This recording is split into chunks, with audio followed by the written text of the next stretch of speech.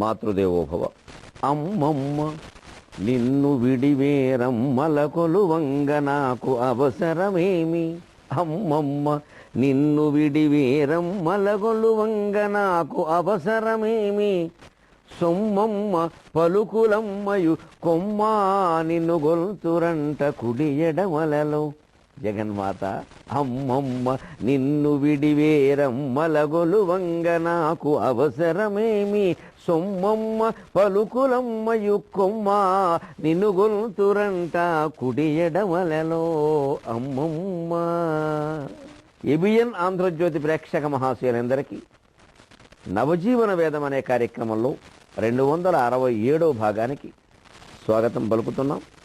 మీకందరకు భోగి శుభాకాంక్షలు అందజేస్తూ ఉన్నాం. భోగి అంటే మన సంస్కృతిలో తయారీ అని అర్థం. అందుకే సంక్రాంతికి ముందు భోగి. నిజానికి భోగి అనేది సంక్రాంతికి ముందు మాత్రమే ఆ పేరు ప్రచారంలోకి వచ్చింది. కానీ వినాయక చవితి ముందు రోజున కూడా వినాయక చవితి భోగి అంట. దీపావళి ముందు రోజు నరక చతుర్దశిని దీపావళి భోగి అంట. ప్రతి పండుగకి ముందు రోజుని భోగి అంట. దంటే ఆ రోజు ఆ భోగానికి సరిపడగా అన్నీ తయారు చేసుకోవాలి. మరి 21 రకాల ఆకులు వినాయక చవితికి తేవాలి అంటే పొద్దున్నే బయలుదేరితే ఓ పక్కేమో దుర్ముహూర్తం దాటకుండా పూజ చేసుకోవాలంటే 21 ఎక్కడి నుంచి తెస్తాం? ముందు రోజే తెచ్చి పెట్టుకోవాలి. కొన్ని సామాన్లు మరి పిండి వంటలు చేసుకోవాలంటే కొన్ని తెచ్చుకోవద్దు. ఈ తయారీని భోగి అనడం మన సంప్రదాయం. అలాగే నిజానికి పెద్ద పండుగ సంక్రాంతి పండుగ అంటే సంక్రాంతి పండుగ అంటారు. అందులో 3 ఉన్నాయి: భోగి, కనుమ, సంక్రాంతి. 3 ఉన్నా కూడా మొత్తం పండుగని సంక్రాంతి అంటారు. పిల్లలకి సంక్రాంతి సెలవులు ఇచ్చామంటారు, భోగి సెలవులు, కనుమ సెలవులు అనరు. అంచేత ముఖ్యమైన పండుగ సంక్రాంతి. సూర్యుడు కర్కాటక రాశి నుంచి మకర రాశిలోకి సంక్రమించేది, ఉత్తరాయణం ప్రవేశం జరిగేది కూడా ఆ రోజు నుంచి. అందుకని దానికి తయారయ్యే ముందు రోజున భోగి అంట. ఆ భోగికి శుభాకాంక్షలు అందజేస్తూ ఒక మాట మనం అమ్మవారి ప్రార్థన గురించి కూడా చెప్పుకోవాలి. నిన్ను విడి వేరమ్మల కొలువంగా నాకు అవసరమేమి. ఎప్పుడు నేను అమ్మవారి మీద చెప్పినా, మళ్ళీ దాశరథి శతకం పేరు మీద రాముడు గురించి చెప్పినా, ఇదివరకు కాళహస్తి శతకం పేరు మీద శివుడు గురించి చెప్పినా, ఒక్క మాట ప్రేక్షకులు అర్థం చేసుకోవాలి. నేను అమ్మవారు అన్నాను కదా అని అందరూ అమ్మవారిని ఆరాధించడం మేము గొప్ప, మిగిలినవి కాదని అనుకోకండి. ఎప్పుడు ఎవరు ఎలవేలుపు వారికి ఉంటుంది. పూర్వం నుంచి మనకి పరంపరగా రాముడు, కృష్ణుడు, అమ్మవారు, ఆంజనేయ స్వామి, వినాయకుడు, అలా కొన్ని శివుడు, అలా పరంపరలు ఉంటాయి. అసలు కొంతమందికి జమీందారుల ఇళ్లలో కూడా ఒక గ్రామదేవత ఉంటుంది. ఆశ్చర్యం లేదు. వారి కులదేవత అంటారు. ఎంతమంది దేవతల్ని మనం ఆరాధించినా ఆ కులదేవతనే పైన పెట్టి ఆవిడకి ముందు నమస్కారం చేయాలి. దేవతలో భేదమని కాదు, ఆ ప్రధాన దృష్టి పోకూడదు. ఎందుకంటే ఈ ఊరికి మతం మార్పిడిలాగా మతంలోనే మతం మార్పిడి కూడా జరిగిపోకూడదు. ఈ ఊరికి అస్తమానం దేవతల్ని, విగ్రహాలని మార్చేసి ప్రాధాన్యాలు మార్చేస్తే బుర్రపాడైపోతుంది. అక్కడి నుంచి వీరు ఎక్కువని వారు తక్కువని ఇవన్నీ వస్తాయి. ఎవరు ఏ దేవతని కుల పరంపరగా, వంశ పరంపరగా, కుటుంబ పరంపరగా ఆరాధిస్తున్నారో అదే వారి దేవత. మా ఇంట్లో ఏదో మా తాత ముత్తాతల కాలం నుంచి బెజవాడ కనకదుర్గాదేవి ఉపాసన అలవాటు. అందుకని మాకు నోరు విప్పితే అమ్మవారిని వస్తుంది. మా నాన్నగారు ఎప్పుడు దేవుడు అనేవారు కాదు, అమ్మవారు రానేవారు. మాకు అదే అలవాటు. ఆ ఆరాధన ఎంత గొప్పది అంటే, నేను అమ్మవారి పేరు మీద చెప్పినా మీరు మీ దేవుడు పర మీద ఉండవలసిన భావన. అమ్మమ్మ, అమ్మలకి అమ్మ కదండి ఆవిడ. అమ్మలగన్నయమ్మ ముగురమ్మల మూల పుటమ్మ చాలా పెద్దమ్మ, సురారులమ్మ కడుపు ఆరడి బుచ్చినయమ్మ, సురారులమ్మ కడుపు ఆరడి బుచ్చినయమ్మ, తన్నులో నమ్మిన వేల్పుటమ్మల మనమ్ముల నుండెడియమ్మ, దుర్గ మాయమ్మ కృపాబ్ధి ఇచ్చుత కవిత్వ మహత్వ పటుత్వ సంపదల్. ఈ పద్యంలో అమ్మలగన్నయమ్మ అన్నారు. 3 అమ్మలకి మూలం ఆవిడ. పార్వతీదేవి అంటే మామూలు పార్వతీదేవి కాదు, ఉరికి రుద్రుని భార్య పార్వతిగా చెప్పిన మూలశక్తి లలితాదేవి ఆవిడ. అందుకే కవిత్వ, పటుత్వ, మహత్వ సంపదలు. కవిత్వం సరస్వతీదేవి, పటుత్వం లోకంలో సౌభాగ్యశక్తి పార్వతీదేవి, మహత్వం లక్ష్మీదేవి. ఈ 3 అక్కడ చెప్పారు. కవిత్వ, మహత్వ, పటుత్వ సంపదలు. ఊరికే చెప్పలేదు బోధన గారు. లక్ష్మీ, సరస్వతి, పార్వతి ముగ్గురులు ఇచ్చేటువంటి వైభవం నువ్వు ఇస్తావమ్మా లలితాదేవి అన్నారు. ఆ పార్వతీదేవిని లలితాదేవికి దగ్గరగా భావించి పార్వతీ లలిత, లలితే పార్వతి అని ఎందుకు అంటారు అంటే దాంట్లో కూడా ఉద్దేశం మరి మనకి వేరే భావన రాకుండా చెబుతున్నాను నేను. మా కవులందరికీ సరస్వతీదేవి, మరి నేను ఇక్కడ అమ్మవారు అంటున్నాను, తేడా ఏముంది, ఏదో రూపభేదంగా తప్ప. ఆ పార్వతీదేవినే లలిత అంశగా, లలితాదేవి అవతారంగా, లలితకి ప్రతిరూపంగా చెబుతారు. ఎందుకు అంటే ముందు విద్య, ముందు సంపద, భౌతిక సంపద, తర్వాత విద్య. ఆ విద్య నుంచి క్రమంగా ఈ అవిద్యలన్నీ దాటి సౌభాగ్యం చేరుకోవాలి. ఆ మూడో మెట్టు, మూడో శిఖరమైన పార్వతీదేవి ఆ సంపూర్ణంగా శిఖరాగ్రంలో ఉన్న లలితాదేవికి దగ్గర. అందుకని ఆ పార్వతిని ఎక్కువగా ఆవిడ ప్రతిరూపంగా భావన చేస్తారు. అంతకంటే పైగా నిన్ను విడి వేరమ్మల కొలువంగా నాకు అవసరమేమి, అమ్మా నిన్ను నమ్ముకున్న తర్వాత మళ్ళీ ఇతర దేవతల గురించి ప్రత్యేకం తాపత్రయపడవలసిన అవసరం లేదమ్మా.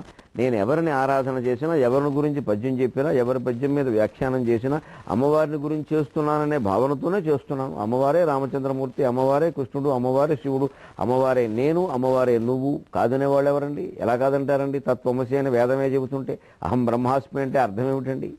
పైగా దానికి ఇతర దేవతలందరూ అమ్మవారికి సేవ చేస్తారు అన్నానికి ప్రమాణం ఏమిటంటే భౌతికంగా కూడా సచామర రమావాణి సవ్య దక్షిణ సేవిత. లలితాదేవి విగ్రహం మీకు ఇలా కూర్చుని ఉంటే శ్రీమాత శ్రీ మహారాజ్ఞి శ్రీమత్సింహాసనేశ్వరి చిదగ్గినకొండ సంభూత దేవకార్య సముద్యత అనిలాగా ఈ చిత్రం కనపడుతూ ఉంటే మీకు ఆవిడ వైభవాన్ని చూడండి. ఈ ఓ పక్క బ్రహ్మదేవుడు ఒక మంచం కోడుగా, ఆ సింహాసనానికి ఒక కోడు, ఒక పక్క విష్ణువు కింద ఆవిడ పాదాల దగ్గర, ఇక్కడ రుద్రుడు, ఇంకో పక్క మహేశ్వరుడు. రుద్రునికి మరొక రూపం మహేశ్వరుడు, ఆయన తిరోధానం చేస్తాడు. ఆ పైన సదాశివుడు, సదాశివానుగ్రహద పంచకృత్య పరాయణ, సృష్టికర్త్రి బ్రహ్మరూప, గోప్త్రి గోవిందరూపిణి, సంహారణి రుద్రరూప, తిరోధానకరి ఈశ్వరి. ఈ నాలుగు వారు ఈవిడ ఆజ్ఞతో చేస్తున్న పనులు. ఆ పైన ఆవిడ వెనకాల పడుకున్న సదాశివుడు ఆవిడకి భర్తృస్వరూపం. అందుకని సదాశివ అనుగ్రహద పంచకృత్య పరాయణ. స్పష్టంగా ఉంది కదా నిర్మాణం. ఎందుకంటే ఒక వ్యక్తిగా ఉన్నవాళ్ళు ఒక పెద్ద కార్యక్రమాన్ని తలపెట్టినప్పుడు తానే 10 మంది వ్యక్తులకు 10 బాధ్యతలు అప్పగించాలి. ఒక్కరే చేయలేరు కదా, ఎక్కడ. మళ్ళీ వాళ్ళకి ఆ బాధ్యతలు నిర్వహించగలిగిన శక్తిని కూడా ఈ మేనేజర్ గారే ఇవ్వాలి, యజమాని. లేకపోతే ఏమండి మీరు అనుకున్నట్టుగా చేయాలని, మీకు ఎందుకు, నేను చూసుకుంటాను కదా మీరు చేయండి అనాలి. ఈ ఎండీగా ఉన్నాయన మేనేజింగ్ డైరెక్టర్ జనరల్ ఏదో అంటామే మనం, వారు ఎలా ఉండాలంటే ఈ చైర్మన్ మీరు చేయండి అయ్యా, నేను చూసుకుంటానుగా, నేను ఉన్నానుగా అంటే ఓ ధైర్యంగా ఉంటుంది. మీరు ఎలా చేస్తారో చేయండి చూస్తాను, ఇంకేం చేస్తారు. అందుకని ఈ పెద్ద అధికారి ఎప్పుడు నేను ఉన్నాను, మీకు ఏం వచ్చినా నేను చూసుకుంటా, మీ పని మీరు చేయండి అని కింది ఉద్యోగులకి మొదటి తరగతి దగ్గర నుంచి 4వ తరగతి ఉద్యోగుల వరకు ఒక ధైర్యాన్ని ఇవ్వాలి. అలాగే లలితాదేవి బ్రహ్మ నువ్వు కానివయ్యా, విష్ణువు కానీ చూస్తావేంటి భయపడుతున్నావు కానీ, అలాగే రుద్ర మహేశ్వర మీ పనులు మీరు కానివ్వండి నేను ఉన్నానుగా, ఈ ధైర్యం ఇస్తుంది. అక్కడ మీరు గమనిస్తే సచామర రమావాణి సవ్య దక్షిణ సేవిత. ఇక్కడ బ్రహ్మదేవుడు ఇక్కడ కూర్చుంటే ఆ వెనకాలే సరస్వతీదేవి ఉండి ఆవిడకి విసినకరతో విసురుతూ ఉంటుంది. రమా వాణి, వాణి అంటే ఆవిడ. ఇక్కడ విష్ణువు కూర్చునుంటే ఆయన వెనకాల లక్ష్మీదేవి ఉండి ఆ అమ్మవారికి విసురుతూ ఉంటుంది. మరి సొమ్మమ్మ పలుకులమ్మయు, నేను పద్యంలో చెప్పాను, అంతకంటే ముందు సొమ్మమ్మ అంటే లక్ష్మీదేవి, పలుకులమ్మ అంటే సరస్వతీదేవి. కొమ్మ ఓ స్త్రీ జగద్ అధిదేవత, నిన్ను కొలుతురంట కుడి ఎడమలలో. కుడి ఎడమ ఉండి సవ్య దక్షిణ సేవిత. సవ్య అంటే ఎడమ, దక్షిణ అంటే కుడి. అంచేత సవ్య అంటే ఎడమ, అపసవ్యం అంటే కుడి. అపసవ్యంగా జరిగింది పని అంటారు కానీ అక్కడ కుడి అని అర్థం భాగంగా. అపసవ్యం ఉండడంలో ఉద్దేశం వేరే. అందుకని సవ్యంగా జరిగింది పని అనే మాట కూడా ఎందుకు వచ్చిందంటే ఎడమ నుంచి కుడికి రాస్తాం మనం రాత, అది సవ్యం. కుడి నుంచి ఎడమకి రాస్తారు కొందరు, అది అపసవ్యం. ఆ మాటలో అలా వచ్చింది. అందుకని వాళ్ళే నన్ను సేవిస్తున్నారమ్మా, నేను నిన్ను ఎందుకు సేవించను అన్నాం. కాబట్టి భగవద్గీత 18వ అధ్యాయం మోక్ష సన్యాస యోగంలో మనకు ప్రత్యేకించి ఈ భాగానికి పరమాత్మ అందిస్తున్నటువంటి శ్లోకం, నా ద్వారా మీకు అందిస్తున్నటువంటి శ్లోకం. అర్జున, చాలామంది ఏమిటో మాకంతా యోగం బాగా పట్టేసిందండి, మాకు జ్ఞానం బాగా వచ్చేసిందండి, మేము సర్వసంగ పరిత్యాగం చేశామంటారు. నిజంగా చేశారా? సర్వసంగ పరిత్యాగులు అని ఈవేళ మనం చెప్పుకుంటున్నవారు అలాగే ఉన్నారా అని చెప్పి, నిజంగా ఉంటే గొప్ప విషయమేనయ్యా. ఆ సాంగత్యాన్ని వదిలిపెట్టాలి కానీ పనిని వదిలిపెట్టకూడదు అన్నారు. గమనించండి, ఎలా మన పనులు మనం చేసుకుంటే నిశ్చింతగా ఆనందంగా ఉంటామో చెప్పేటువంటి మార్గానికి స్వాగతం. నకి దేహభృత శక్యం త్యక్తుం కర్మాణ్యశేషతః యస్తు కర్మఫలత్యాగి సత్యాగీత్యభిధీయతే. దేహభృత కర్మాణి అశేషతః త్యక్తుం నహి శక్యం. శరీరంతో ఉన్నవాడు ఎవడైనా సరే, బతికి ఉన్నవాడు ఎవడైనా సరే, నేను పనులన్నీ వదిలిపెట్టాను అంటే అర్జున నువ్వు నమ్మక్కలేదు, వాడు నాటకం ఆడుతున్నాడని చెప్పాడు. అసలు ఏ పని చేయకుండా ఉండడం అనేది మనిషికి సాధ్యం కాదు. దేహభృత దేహము ధరించిన వాని చేత కర్మాణి అశేషం త్యక్తుం అన్ని పనులు విడిచిపెట్టి ఉండడం అనేది నా శక్యం, సాధ్యం కాదు. అలాగే నేను ఏమాత్రము ఏ జీవిని హింసించకుండా పూర్తిగా అహింసా మార్గంలో ఉన్నాను అంటే కూడా పచ్చి అబద్ధం. వైదిక ధర్మాన్ని మించి ఆచరణ యోగ్యమైన మతం, హిందూ ధర్మాన్ని మించి పరమ వాస్తవికమైన మతం వేరే లేనే లేదు. నాకేం మొహమాటం లేచారు. అంత పక్కా ఆచరణ యోగ్యమైన మతం. ఏది సాధ్యమో అదే చెబుతారు, ఏది ఎంతవరకు సాధ్యమో అదే చెబుతారు. నీకు సాధ్యం కాకపోతే మానేయమని కూడా చెబుతారు. అంతేగాని బలవంతంగా ఇంతే ఇంకా మించి ఇంకోటి లేదు అని మాట్లాడడం మూర్ఖత్వం హిందువులకి తెలియదు. అది వైదిక ధర్మంలో లేదు. అందుకే భగవంతుడు ఏమంటున్నాడు చూడండి, అన్ని పనులు మానేసి కూర్చోవడం అనేది బతుకున్నవాడెవడికి సాధ్యం కాదయ్యా అన్నాడు. వశిష్ఠాది మహర్షులు అరణ్యాల్లో తపస్సులు చేశారు. వారు ఏ పనులు చేయలేదా? వారి దారిని వారు ఉన్నారు, వారు తపస్సులు వారు చేసుకున్నారు. అవసరమైతే రాజ్యానికి వచ్చారు, రాజకీయాల్లో ప్రవేశించారు, అంటే సలహాలు ఇచ్చారు. కనీసం కొంతమంది నేరుగానే పాల్గొన్నారు, తప్పుగా భావించలేదు. అవసరమైనప్పుడు యుద్ధాలు చేశారు, శాపాలు ఇచ్చారు, వరాలు ఇచ్చారు, మళ్ళీ వెళ్ళి తపస్సులో ఉన్నారు. హనుమంతుడు ఉదాహరణ, ఏ పని ఎప్పుడు చేసేవాడు కాదే రామసేవ తప్ప. రాముడు వచ్చే వరకు సుగ్రీవునికి మంత్రిగా సేవ చేశాడు. రాముడు వచ్చాక రామనామం జపించుకుంటూ ఉన్నాడు. సముద్రం దూకమంటే దూకాడు. సీతాదేవి గురించి తెలుసుకురమ్మంటే తెలుసుకొచ్చాడు. అంతే, తెలుసుకుని వచ్చిన వెంటనే రాముడికి ఆ విషయం చెప్పాడు. ఇంకేమో నాకేం విందా వినోదమా, నాకేమైనా భారతరత్న బిరుదిస్తావా అని అడగలేదు. పోనీ రామరత్న నోటి ఇవ్వచ్చు కదా, సీతారత్న ఇవ్వలేదు. ఆయన అడగలేదు. రాముడు ఒక్కసారి కౌగులించుకున్నాడు, ఇంతే చాలు ఈ జీవితానికి అన్నాడు. మళ్ళీ వెళ్ళి రామ్ రామ్ రామ్ రామ్. ఇది జీవితం. ఈ శరీరం మనం ధరించి ఉన్నంతకాలం ఏదో ఒక పని చేస్తూనే ఉంటాం. అందువల్ల పనిని విడిచిపెట్టడం అనేది సాధ్యం కాదు. ఉద్యోగం మానేద్దాం ప్రశాంతంగా ఉందాం, సంసారం మానేద్దాం ప్రశాంతంగా ఉందాం, ఇవన్నీ ఇక్కడ ప్రశాంతత అనేది ఇవి మానేయడంలో లేదు, వాటి మీద ఆసక్తిని తగ్గించుకోవడంలో ఉంది. ఎస్తు కర్మఫలత్యాగి, ఆ కర్మల ఫలాన్ని గురించిన చింతన వదిలేయి. సత్యాగి త్యభిధీయతి, అతనే నిజమైన త్యాగి.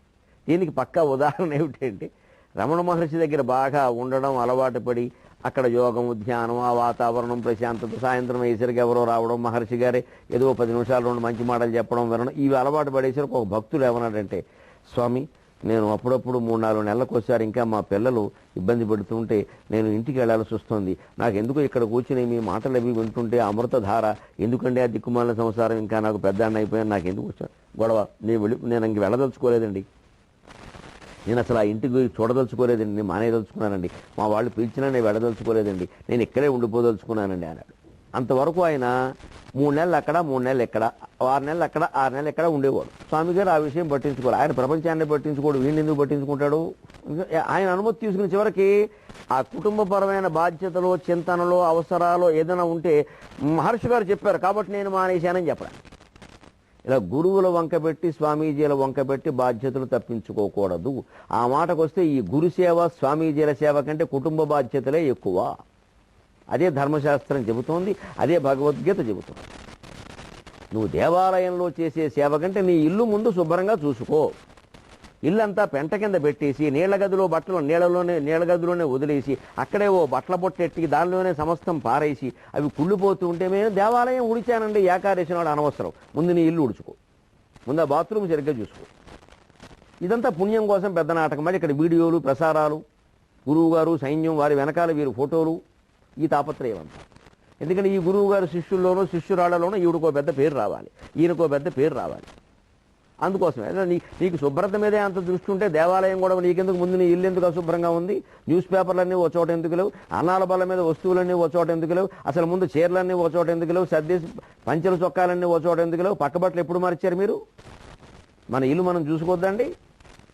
ఈ పనులన్నీ మానేసి బయటికి వెళ్ళడం, సంఘాలు అనడం, సార్థక్యం అనడం, అదనడం, ఇదనడం ఇది ఒక పెద్ద వ్యవహారం, ప్రచారం కోసం చేసే పని. ముందు నీ ఇంట్లో పనులు నువ్వు చూసుకో, నీ ఇంటిని ఒంటిని శుభ్రంగా చూసుకో. ఇంటికి ఎవరన్నా వస్తే శుభ్రంగా ఉంది, 10 నిమిషాలు కూర్చునేలా ఉంది, వాళ్ళ ఇంట్లో కూర్చుంటే ప్రశాంతంగా ఉంది అనిపించాలి. ఇంటిని దేవాలయంగా తీర్చిదిద్దుకోవాలి. మనం అందరం దేవాలయాలకి పరిగెట్టుకుంటూ కూడా దేవాలయాన్ని మన ఇల్లు చేసేది. అందుకని ఆయన రమణ మహర్షి చెప్పాట, ఏమయ్యా ఇంటి దగ్గర 6 నెలలు ఇక్కడ 6 నెలలు ఉంటున్నావా, ఇప్పుడు ఏకంగా ఇక్కడే ఉంటావా నా నెత్తి మీద నాకు అడ్డుగా. అందుకని ఆయన అన్నట్ట, ఇంతకీ ఇల్లు నీలో ఉందా నువ్వు ఇంట్లో ఉన్నావా అన్నట్టు. ఆయనకు అర్థం కాల. అదేమిటండి, ఆలోచించుకో. నువ్వు ఇంట్లో ఉంటున్నావా, ఇల్లు నీలో ఉందా? ఇప్పుడు నీ పరిస్థితి నాకు అర్థమవుతున్నది ఏమిటంటే, ఇంట్లో నువ్వు లేవు, ఇక్కడ ఉన్నావు, కానీ ఇల్లు నీలో ఉంది. నువ్వు ఇంటి గురించి ఆలోచిస్తున్నావు. ముందు ఆలోచన మానేయాలి. ఇక్కడ ఉన్నప్పుడు ఇక్కడ విషయాలు చూసుకో, అక్కడ ఉన్నప్పుడు అక్కడ విషయాలు చూసుకో, అంతే. ఎక్కడున్నప్పుడు అక్కడ విషయాలు అక్కడ చూసుకో, ఏం చేయాలో అది చేసి భగవద్ధ్యానం చేసుకో. అటువంటిప్పుడు నీ ఇంట్లో ఉండి కూడా నువ్వు చేసుకోవచ్చు. ఇక్కడ ఊరికే ఓ 10,000 మంది పోగి రమణ మహర్షి భక్తులమని పేరెట్టుకుని ఇందులో వీరందరూ చేరితే ఇందులో వంకర పనులు జరిగితే నా మీదకు వస్తుంది. ఎందుకంటే రమణ మహర్షి అంతటి వాడి ఆశ్రమంలో కూడా ఒకసారి ఒక సాయం వేళ ఒక అమ్మాయి విషయంలో జరగకూడదు జరిగింది. మొహమాట వేళ ఆయన చరిత్రలోనే ఉంది. ఒక అవమానం అనండి ఏదైనా జరిగింది, స్వామివారి దృష్టికి వెళ్ళింది. ఆయన ఏం చెప్పారు తెలుసా? ఎవరు ఎంక్వైరీ చేయండి, వాడు శిరస్సు ఖండించండి, దాని మీద చర్చ పెట్టండి, 3 బోడుగుళ్ళు 6 బట్టతళ్ళు టీవీ చర్చ పెట్టలేదు ఆయన. చాలా ప్రశాంతంగా ఆయనకు తెలిసిన వెంటనే ఆ కార్యదర్శి ముఖ్యమైన వాడిని పిలిచి, సాయంత్రం 5:30 దాటిందంటే కొండ మీద ఆడవాళ్ళు ఎవరు ఉండడానికి వీళ్ళేది పంపించండి అని చెప్పి. అంతే. వెంటనే ఇంకా మళ్ళీ హక్కులు స్వేచ్ఛలు మాట్లాడద్దు. ఇక్కడ 10 మంది ఉన్న చోట నిబంధనలు ఉంటాయి. మీరు 1000 మంది చేరారు ఇక్కడ నాకు పెంటకి, నా ధ్యానం నన్ను చేసుకోనెవరు, మీవన్నీ నేను భరించలేదు. రమణ మహర్షి ఆశ్రమంలో జరిగిందంటే ఇప్పుడు నేనే ఉంటున్నానుగా. మరి ఆయనకి ఎంతటి మహానుభావుడైన, కానీ మానవులే. వెంటనే దానికి మూలం గమనించారు. అసలు అవకాశం ఎందుకు వస్తుంది, ఆలోచన ఉన్న అవకాశం ఎందుకు వస్తుంది? ఆలోచనల్ని మనం మార్చలేం. అవకాశాలు లేకుండా చేస్తే కొంత తగ్గుతుంది. అందుకని 5:30 దాటిందంటే ఆడవాళ్ళు ఎవరు ఇక్కడ ఉండద్దు, పంపించే కిందకి. అందరినీ కింద ఉండమని వెళ్ళి ఇక్కడ ఎవరికి వసతులు రూములు కల్పించకండి. ఊరికేనా కల్పిస్తేనే ఇలాంటివన్నీ జరుగుతాయి. పైగా ఎవరిని అంటారంటే ఆయన కొండ మీద కూడా అలా జరిగిందంటే వారు తపస్యామైపోయిందని చివరికి ఆయన అంటారు. ఇక్కడ ఈ రకంగా నిజంగా ఉన్న పాపం స్వాములు త్యాగమూర్తులైన వాళ్ళు అప్రతిష్ట పాలవుతున్నారు. నకిలీ వాళ్ళ కారణంగా అసలు వాళ్ళకి అప్రతిష్ట వస్తుంది. అందుకని దానికి మార్గం ఏమిటంటే, ఏ ధర్మంలో ఈ నకిలీ బాబాలు నకిలీ స్వామీజీలు తయారవుతున్నారో ఆ ధర్మానికి సంబంధించిన వాళ్ళే వాళ్ళని పట్టి వాళ్ళ సుఖంగా, ఇదిగో దొంగ మేము బయటెట్టాం, మా మతాన్ని వీడియో పాడు చేస్తున్నాం, దెబ్బగా ఆ మతం వాళ్ళ నిజాయితీ బయటపడుతుంది. ఎదుటి వాళ్ళు ఏదో అనగానే కంగారు పడిపోవడం కాదు. మనమే చేస్తే ఆ పని గొడవలేదుగా. మనం ఎందుకు పెరగనియాలి అసలు? వీళ్ళ చుట్టూ మనం ఎందుకు తిరుగుతున్నాం? దేవుణ్ణి నేరుగా గ్రహించడం మానేసి మధ్యలో ఈ పూజారులు దళారులు స్వామీజీలు ఏమిటంటే నాకు అర్థం కాదు అసలు. దేవుణ్ణి మనకు అందించే మధ్యలో దళారీ వ్యాపారం చేస్తారా? అలా దేవుణ్ణి ఒకరి ద్వారా అందుకోవడం సాధ్యం అవుతుందా? జ్ఞానమా అజ్ఞానమా మనం మాట్లాడుతున్నది? నియతమైనటువంటి కర్మ మానడానికి వీల్లేదు. నహి దేహభృతాశక్యం చక్తుం కర్మాణ్యశేషధ ఇస్తు కర్మఫలత్యాగి సత్యాగి త్యభిధీయతే. ఇదే శ్లోకాన్ని రమణ మహర్షి చెప్పి కర్మఫలత్యాగి సత్యాగి అన్నారయ్యా భగవద్గీతలో. అందుకే నువ్వు ఇంటి గురించిన ఆలోచన మానయి, అప్పుడు నువ్వు ఇక్కడ ఉండు. ఆ ఇంటి గురించి ఎక్కువ ఆలోచించడం మానేస్తే అక్కడ కూడా ఉండొచ్చు. నువ్వు ఇంట్లో ఉన్నంత మాత్రం వచ్చిన నష్టాలు ఎక్కడో ఒకటి ఉండాలిగా. ఇది కూడా ఓ ఇల్లేగా, ఇక్కడేం జరగవనుకుంటున్నావా? ఇక్కడ జరుగుతున్నాయిగా. అంచేత నీ మనస్సు ఎక్కడుంది అనేది ముఖ్యం, నువ్వెక్కడున్నావు అనేది ముఖ్యం కాదు. ఇదే అన్ని పనులు. మనం ఆ పని చేస్తున్నా సరే మన మనస్సు దాని ఫలితాన్ని ఆశించకుండా మనం ఏదో మన కర్తవ్యం కాబట్టి చేస్తున్నాం, ఇది అయిపోతే ఇంకో పని చేసుకుంటాం అని అంటే ప్రశాంతంగానే ఉంటాం. ఎందుకు అంటే ఇది చెయ్యాలి, ఇది చెయ్యకూడదు, ఇది వినాలి, ఇది వినకూడదనే పిచ్చి పట్టుదలకపోతే ఘంటాకర్ణుల్లాగా అయిపోతాం. ఆ ఘంటాకర్ణుడి విషయం ఏమిటో, ఆ పిచ్చి పట్టుదలలు ఎలా ఉంటాయో రామదాసు దాశరథి శతకంలో చెబుతాం. జనవరి నెల కదా, జనవర భజ్యం చెప్పుకుందాం. జనవర నీ కథాళి వినసైపక కర్ణములందు ఘంటికా నినద వినోదముల్ సలుపు నీచునకున్వరమిచ్చినావు నిన్ననయము నమ్మి గొల్చెడి మహాత్ములకేమియో సంగెదో సనందనవరదా మాకు సంగుమయ సనందనవరదాత మాకు సంగుమయ సనందనవరద మాకు సంగుమయ. దశరథీ కరుణాపయోనిధి సనందననుత సనందననుత మాకు సంగుమయ దశరథీ కరుణాపయోనిధి. జనవర, నరులలో శ్రేష్ఠుడమైన ఓ రామచంద్రమూర్తి, నీ కథాళి వినసైపక. వెనక ఘంటాకర్ణుడు అని ఒకడు ఉండేవాడు. వాడు ఎలా ఉండేవాడంటేట, వాడికి విష్ణు అంటే ద్వేషం, రాక్షసుడు కావడం.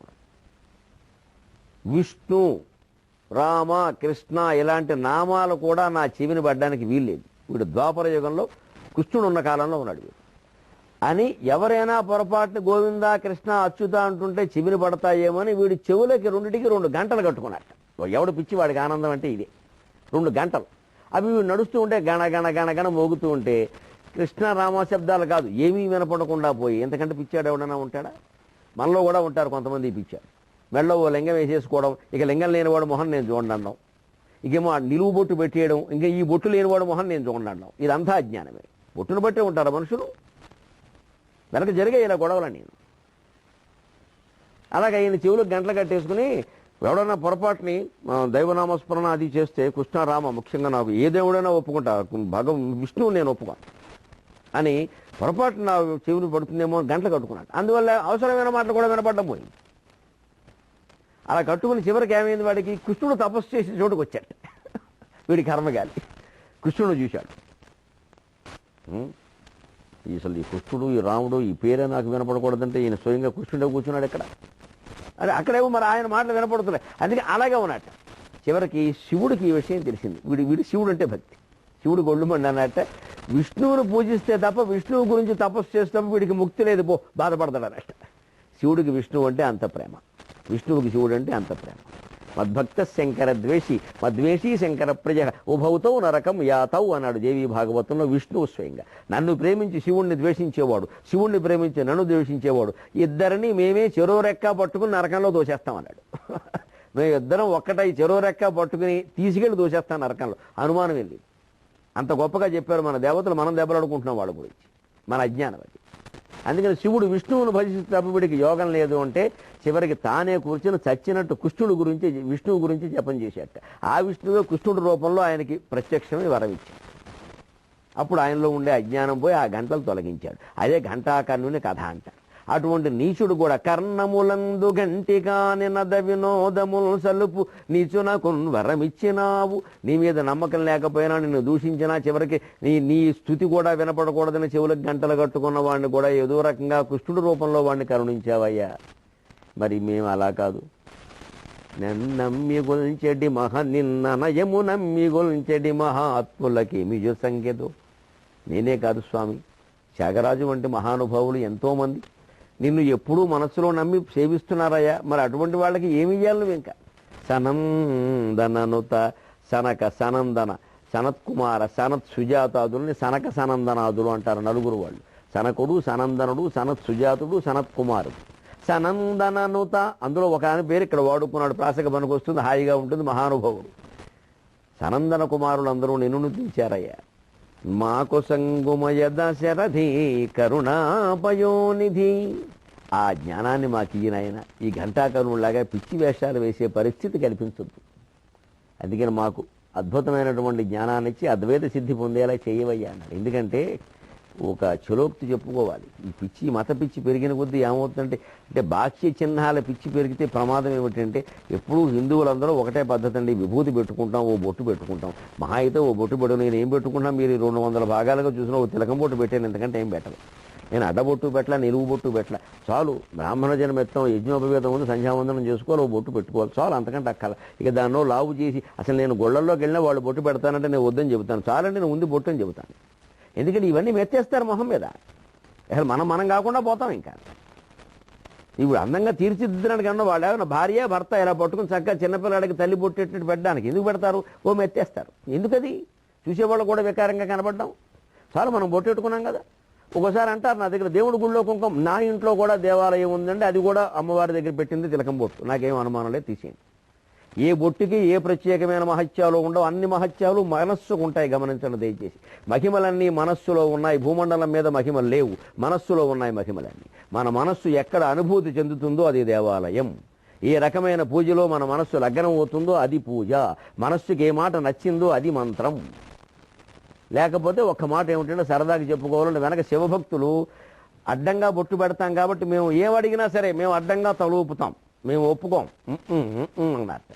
విష్ణు భక్తులు కూడా వాళ్ళకి వ్యతిరేకంగా బాగా తయారై మమ్మల్ని ఏమడిగినా సరే మేము అంటామన్నట్టు. ఓసారి కోపం ఊళ్ళో ఇళ్ళు అంటుకున్నాయట, ఎవరు అంటించారో తెలియలేదు. శివభక్తుల్ని పిలిచారు, ఎరా మీరు అంటించారంటూ అన్నట్టు. పాపం విష్ణు భక్తులు తెలుసు వాళ్ళు అంటించలేదు, వాళ్ళకి తెలియదు ఆ విషయం, ఎవరు అంటించారో కూడా తెలియదు. కానీ నియమం ప్రకారం పూర్వపాలు కాబట్టి అన్నట్టు వీళ్ళని తీసుకెళ్ళి వేసేసారు. ఇలాగే ఉంటుంది పిచ్చి నియమాలు పెట్టుకుంటే. ఒట్టును బట్టి తలుపుతారండి. ఒక బాహ్యమైన చిహ్నాలకి మనం లొంగిపోవడం, వాటిని బిళ్ళల మీద ముద్రించుకోవడం, బట్టల మీద ముద్రించుకోవడం, అవే పెద్ద గొప్పవన్నట్టుగా తిరగడం ఉంది. పిచ్చెక్కేలా చేస్తుంది. చివరికి ముద్ర వెయ్యాల్సింది మనస్సులో, శరీరం మీద కాదు. గ్రహింతురుగాక. సెలవు.